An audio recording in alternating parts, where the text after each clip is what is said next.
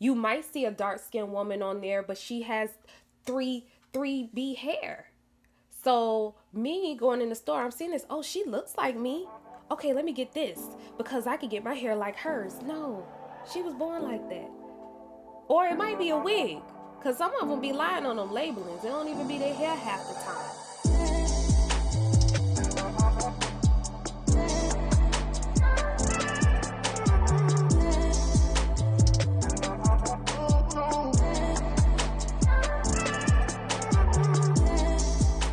Hey, my name is Nita. For you all who don't know, if you are new here, welcome. For those who are coming back, thank you. And you are watching B-Centric TV. And today I'm going to be discussing a topic that I saw a fellow YouTuber, Jouelzy, speak on regarding the natural hair community and whether the natural hair community failed. And my question I want to pose is, did the natural hair community or natural hair movement fail, or did we fail it? Um, so I have a lot to speak on regarding that topic, and her video was the one that triggered it. In her video, she talks a lot about her YouTube journey, how she started as a natural hair content creator, and how she pivoted to become more of a social commentator because of the backlash that she faced from a lot of the product owners and also the blatant texturism within the community, and also a lot of their advertising and things like that, among some other things. She spoke on as well. She referenced a TikToker named Lip Gloss. I don't follow her, but I did see some clips that she posted in her video that were very interesting about accepting your natural hair as is. And also she talked about how did the movement really work if most of us came out of the era when it was in its height still not loving our hair, how it grows out our scalp, and different things like that. I will leave that video in the description below if you would like to watch that one as well. But hear me out first. Hear me out first. So, just a little disclaimer, I understand that there are people out there who just choose not to wear their natural hair, and that is absolutely okay. This commentary may not be necessarily for you, but you're more than welcome to watch and share the content, because it may ring true to you as well. This is more so for people who are in a natural hair community and different things, and in that whole spectrum, and like to wear their natural hair for the most part. So if you don't desire to wear your hair and you don't want to, then this is probably not a video or conversation that's necessarily for you, because I understand that we're not all a monolith. I get it, okay? So I just wanted to put that out there, because I didn't, sometimes you have people in the comments that like to say, well, I like wearing my hair in weave. That's fine. That's fine. That is absolutely great. This is not geared towards you. Wear your hair how you want it. One of the things I stated that she pointed out is that we came out of the height of the natural hair movement still truly not loving ourselves, loving our hair, and different things like that. And I can agree with that for the most part. In general terms, for most people, the movement was supposed to be about accepting and loving ourselves the way we are created, not manipulating and training ourselves to be something that we're not. It was like a rebellion against Eurocentric standards, Eurocentric beauty standards. And when you really think about it, we still, in a sense, was trying to attain a look that was still closer to that standard.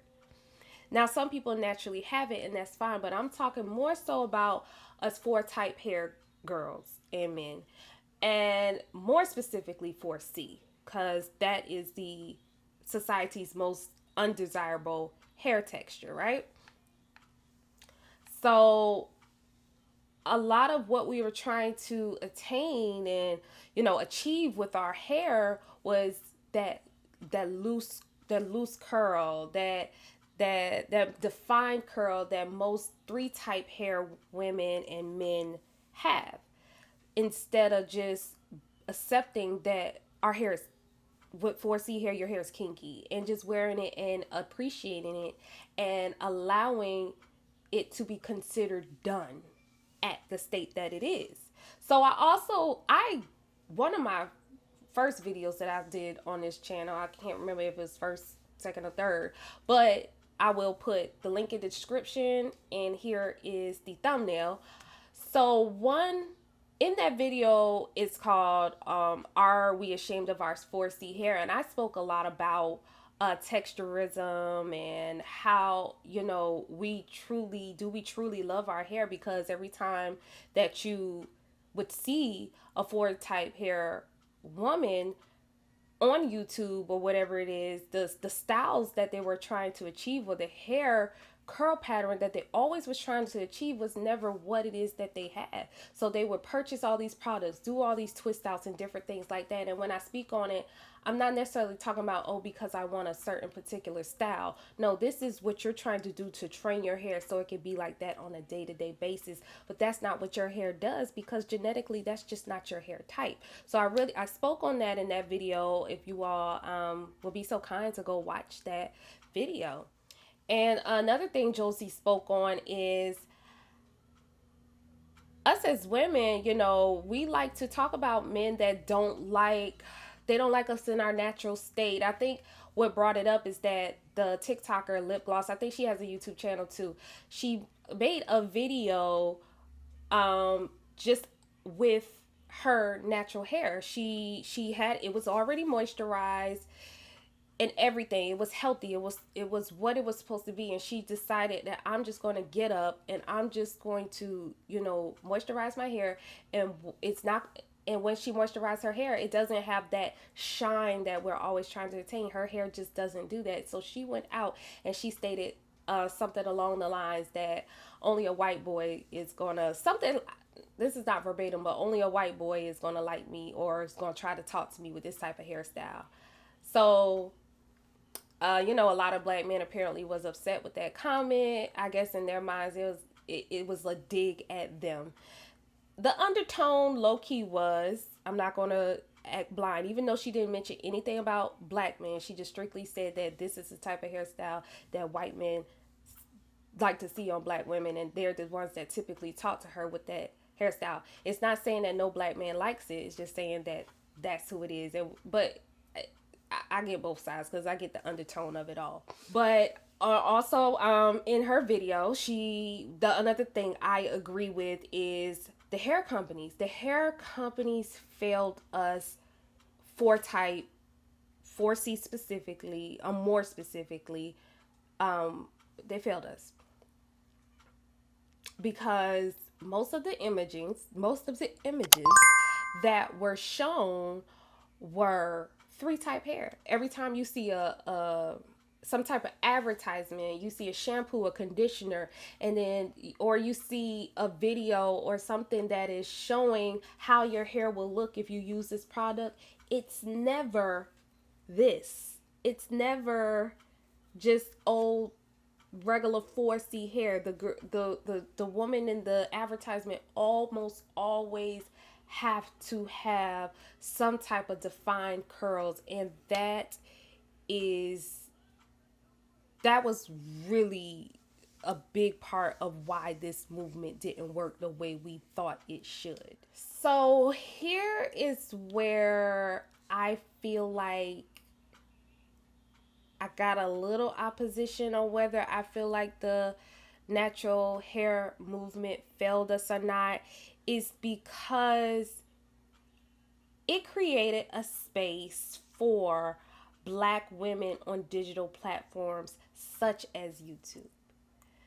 Anytime before, you will see maybe tutorials of white people or different ethnicities and things like that. But when a natural hair movement came about, it created this space for black women with 4 type hair and some with 3 type hair to create these spaces and to help other women who, may have had a hard time and to inspire them to love and be themselves.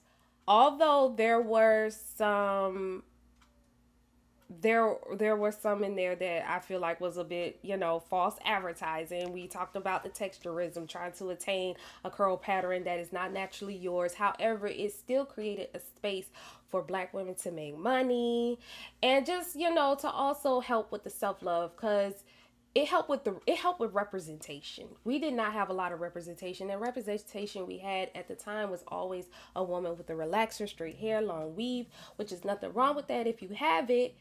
But we also wanted to get to a point to where we loved ourselves, because how are we going to expect other people to accept us if we're not accepting who we are? So I really think that's a big part of why I don't feel like it failed.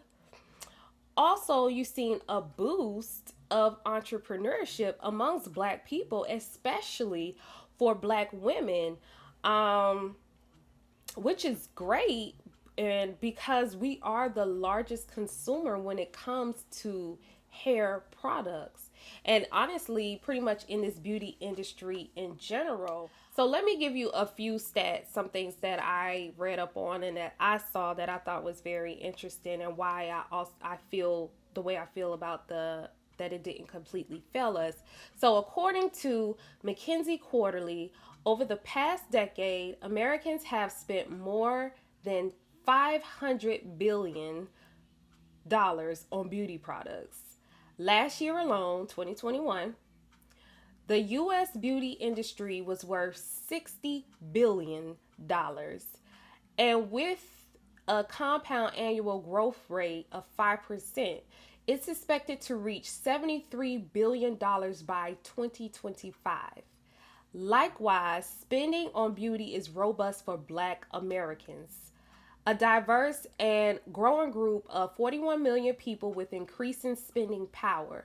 In 2021, they spent 6.6 billion on beauty. That's 11.1% of the total US beauty market, lagging slightly behind the 12.4% black representation in the total US population. Yeah. We are 12.4% of the American population, and we spend 11.1% of the total amount in the beauty market. There, listen, if we, that's a big part of why I really love that we came out of this, building more companies, because we needed to truly represent ourselves, because everyone else was selling to us, but we weren't buying from our own. Also, CNBC reported as of last year, 2021, 17% of black women in the U.S. were in the process of starting or running new businesses, according to Harvard Business Review. That outpaces 15% of white men and 10% of white women who reported the same. So, black women, we out here killing it. We out here killing it. We starting these businesses. We're finally, creating our tables in this space of beauty where we spend so much money. We need to do that because we need our money to go back into our communities. The thing about it though, even with that 17% and we're outpacing, a lot of the business owners do not have mature businesses. So I believe it stated that out of that 17%, only 3% had mature businesses. So this is why a lot of your big retailers such as Sephora, Ulta, Target, they started creating these like incubator and diversity and mentorship programs to help small beauty businesses, black owned, increase their business and also put them on the shelf. So if you notice in the past few years, with past like maybe 3 so years, there has been an increase of black owned products, not just black targeted, but actually black owned products on the shelves. You have your canvas on the shelves, your kaleidoscope, you have your curls, you have I can't, Talia Wajid. You have those in those type of, they're on the shelf. They're just not now in the beauty supply store. They're in Walmart, Target, wherever you go. So now we're not just seeing stuff like Cantu and Cream of Nature that was targeted towards us but not created by us. Well, I think at one point Cream of Nature was, but I believe they sold the company years and years ago. But, that's neither here nor there. So either way, I don't feel like the move. That's one of the reasons I also feel like the movement didn't completely fail us. And also, another reason is that slowly, but surely, it led to the acceptance, or I can also say tolerance, for natural hair.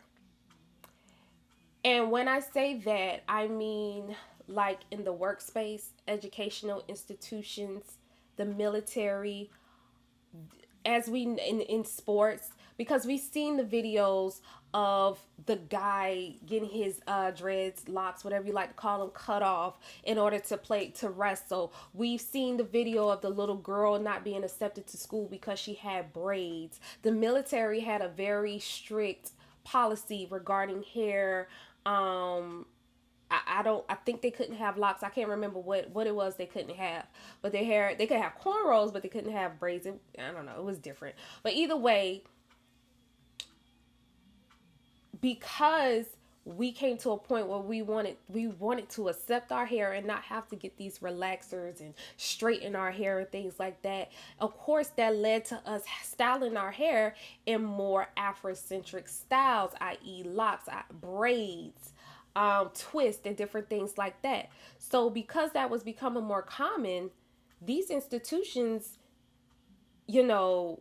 we're going to have to accept it. Now, some of them didn't want to, but then that's where we have the Crown Act, which passed the House of Representatives. I'm not sure if it passed the Senate yet. I have to look into that, but I do have a video regarding that as well. I will put that in the description below, the link to that video. And these are the thumbnails. I have a long version and I have a short version. But anyway, I'm going to put those in the description below.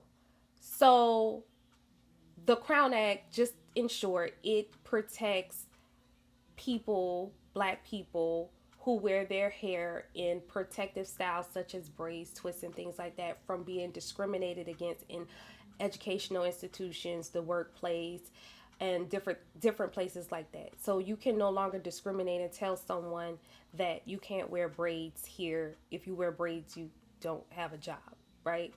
Because unfortunately, the Civil Rights Act did not cover that. It only covered afros per se, like how your hair really grows out your scalp, not added hair.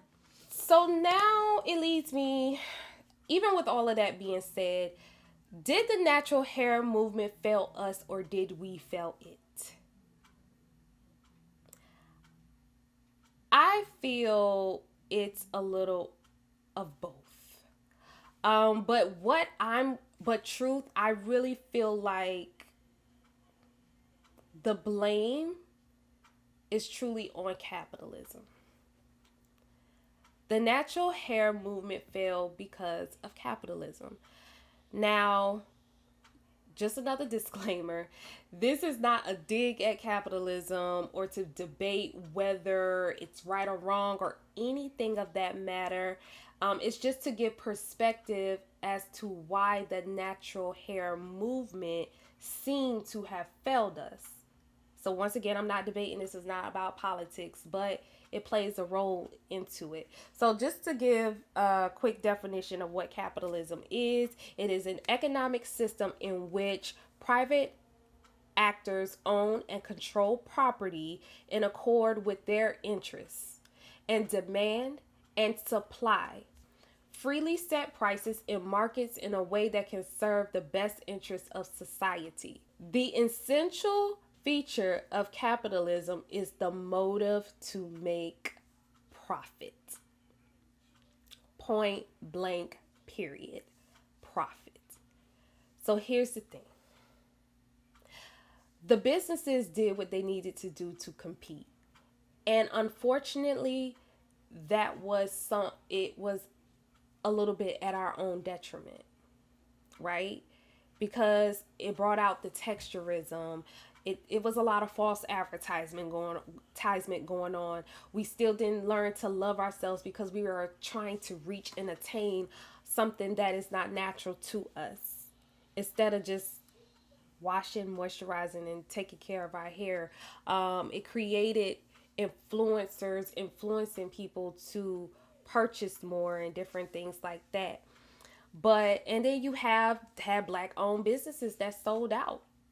And I'm not saying that that's a bad thing, because at some point sometimes it might make sense to sell your company if financially it would be a better situation for you. That's just what it is. It's capitalism. Profit, your own interests, supply, demand.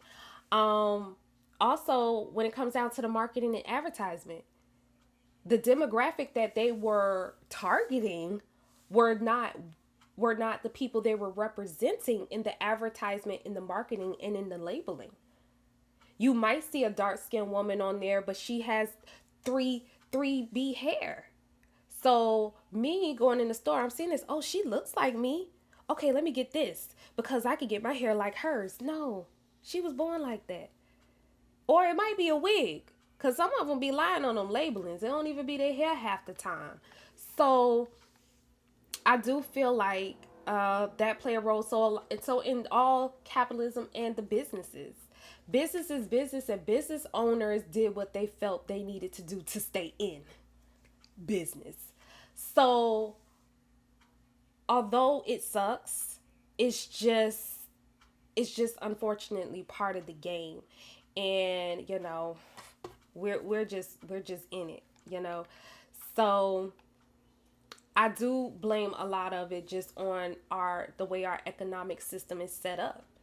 Not saying it's a bad thing, and sometimes it's a bad thing, sometimes it's a great thing, just depends. But that's just what it is, and we all participate, so it's just what it is when it comes to that. But not to just put it all the failure or the so-called failure, because I don't want, like I said, I don't want to say it completely failed, because I don't believe it completely failed, because we had a lot of progress from this movement as far as black women. So here's the thing too. I also feel we must hold ourselves accountable. We are the community within the movement.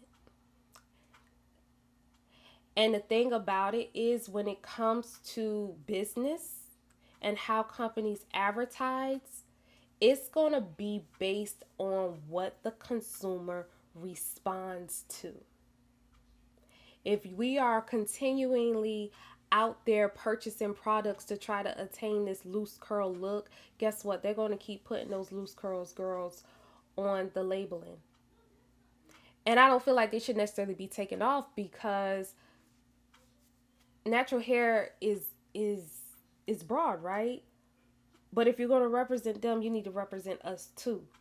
But if you all keep trying so hard to get that look, they're going to keep advertising it that way.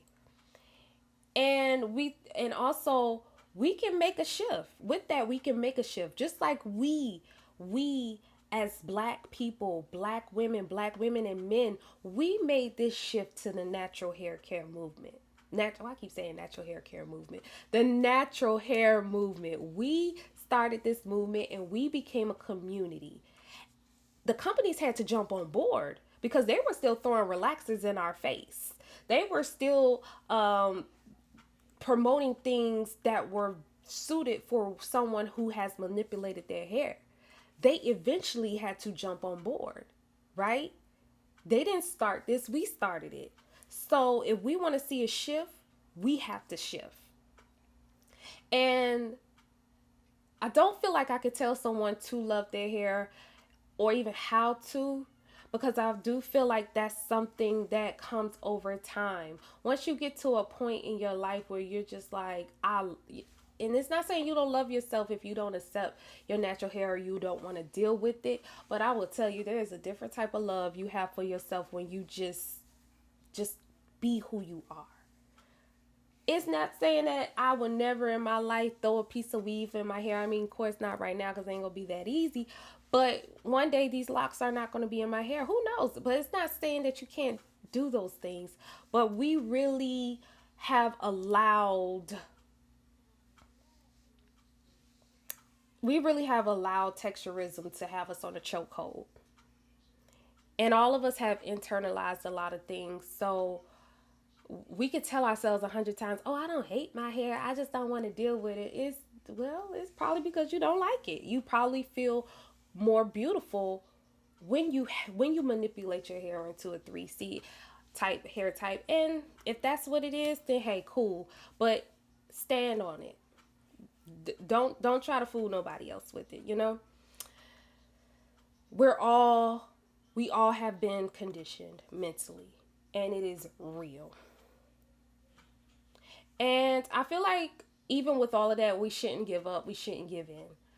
You know, but at the same time, we do have to recognize the reality of the world. The reality is that we live in a capitalistic society. There are going to be people that sell out. There's going to be people that try to promote 100 different million things to you, knowing that that really didn't even work for them, but they're getting money for it. So you have to be mindful of the reality that we live in. And another thing is, you know, when you see something don't look right, it's not too right, you don't have to, don't just, you know what, that ain't for me. You know what I'm saying? And let's just start occupying spaces and places that truly represent us. That's a big thing. It matters. Let's represent, let's go to those places. Go where you're appreciated. Right? Go where you're appreciated. Buy products that represent you. If you see that this product is constantly advertising women who have hair that don't look like yours, why you keep buying it? I mean, if it works for you, it works for you, but representation matters. So we can't scream representation and we still purchasing those people products. Right? All right, so I gave my 2 cents. Now it's time for y'all to give me y'all 3. Like, share, and subscribe, please. And also, let's continue this discussion in the comment section. Do you feel the natural hair movement has been beneficial, or did it completely fail us and we need a do-over? Y'all let me know. Talk to you later.